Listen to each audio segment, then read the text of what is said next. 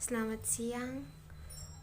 Di sini saya akan menjelaskan sedikit tentang resume materi perkembangan peserta didik. Yang pertama, perkembangan bagian dari psikologi. Psikologi berasal dari bahasa Inggris atau psikologi. Kata psikologi merupakan akar kata yang berasal dari bahasa Yunani, yaitu psike yang berarti jiwa dan logos yang berarti ilmu. Jadi secara harafiah psikologi berarti ilmu jiwa. Beberapa definisi psikologi. Yang pertama, John B. Watson pada tahun 1878 sampai dengan 1958 menganggap psikologi sebagai ilmu pengetahuan mengenai kehidupan mental. 2. Edwin G. Boring dan Herbert S. Langfield menganggap psikologi sebagai studi tentang hakikat manusia. Jadi psikologi adalah ilmu pengetahuan yang menyelidiki dan membahas tingkah laku terbuka dan tertutup pada manusia, baik selaku individu maupun kelompok dalam hubungannya dengan lingkungan.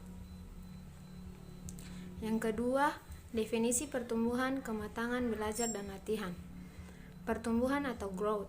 Pertumbuhan yaitu perubahan atau kenaikan dalam ukuran secara keseluruhan fisik seperti tulang, tinggi badan, berat badan, jaringan syaraf, dan lainnya, menjadi lebih sempurna. Pertumbuhan individu dapat diukur dengan alat pengukur. Pertumbuhan adalah peristiwa perubahan biologis yang terjadi pada makhluk hidup berupa perubahan ukuran yang bersifat irreversibel. Pertumbuhan merupakan perubahan yang bersifat kuantitatif, yaitu peningkatan dalam ukuran dan fungsi fisik yang murni. Perkembangan mencerminkan sifat yang khas mengenai gejala-gejala psikologis yang tampak. Sementara pertumbuhan khusus dimaksudkan mengenai ukuran badan dan fungsi fisik yang murni. Berikut kematangan atau matursion.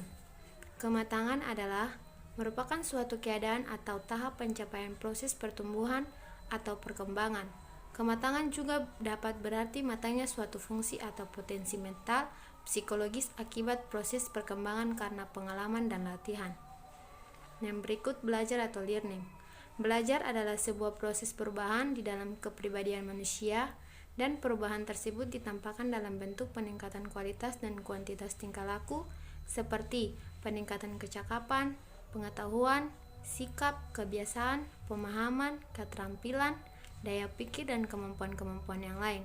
Menurut G.G. dan Berliner, belajar adalah suatu proses perubahan perilaku seseorang karena pengalaman. Menurut LBG, belajar adalah perubahan menetapkan dalam kehidupan seseorang yang tidak diwariskan secara genetis. Menurut James Whittaker, belajar didefinisikan sebagai proses yang menimbulkan atau merubah perilaku melalui latihan atau pengalaman. Yang berikut latihan atau exercise. Latihan adalah suatu kegiatan untuk memperbaiki kemampuan kerja seseorang dalam kaitannya dengan aktivitas belajar. Latihan membantu peserta didik dalam memahami suatu pengetahuan praktis dan penerapannya, guna meningkatkan keterampilan, kecakapan, dan sikap yang diperlukan oleh pendidikan dalam usaha mencapai tujuannya. Yang ketiga, definisi perkembangan dan prinsip perkembangan. Perkembangan atau development merupakan suatu proses yang pasti dialami oleh setiap individu. Perkembangan ini adalah proses yang bersifat kualitatif dan berhubungan dengan kematangan seorang individu yang ditinjau dari perubahan yang bersifat progresif serta sistematis di dalam diri manusia. Ahmad Sudrajat 2008 memberikan definisi bahwa perkembangan dapat diartikan sebagai perubahan yang sistematis, progresif, dan berkesinambungan dalam diri individu sejak lahir hingga akhir hayatnya, atau dapat diartikan pula sebagai perubahan-perubahan yang dialami individu menuju tingkat kedewasaan atau kematangannya. Seseorang individu mengalami perkembangan sejak masa konsepsi serta akan berlangsung selama hidupnya. Perkembangan adalah proses yang berlangsung sejak konsepsi, lahir, dan sesudahnya, di mana badan, otak, kemampuan, dan tingkah laku pada masa usia dini, anak-anak, dan dewasa menjadi lebih kompleks dan berlanjut dengan kematangan sepanjang hidup. Yang berikut prinsip-prinsip perkembangan. Prinsip-prinsip perkembangan terdiri atas 6, yaitu 1. Perkembangan berlangsung selama seumur hidup atau tidak pernah berhenti, atau never ending process.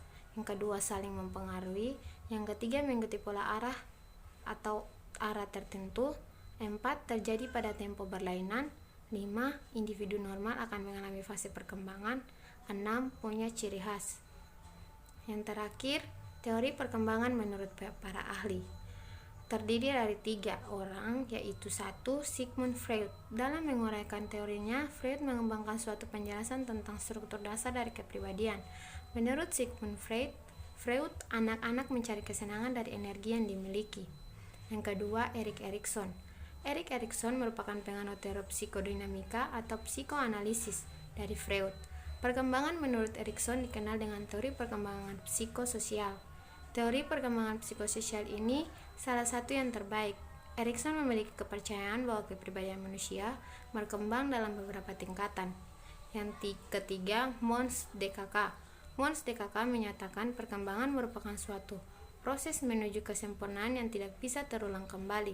Perkembangan diartikan sebagai suatu perubahan yang bersifat tetap dan tidak bisa kembali. Sekian dan terima kasih.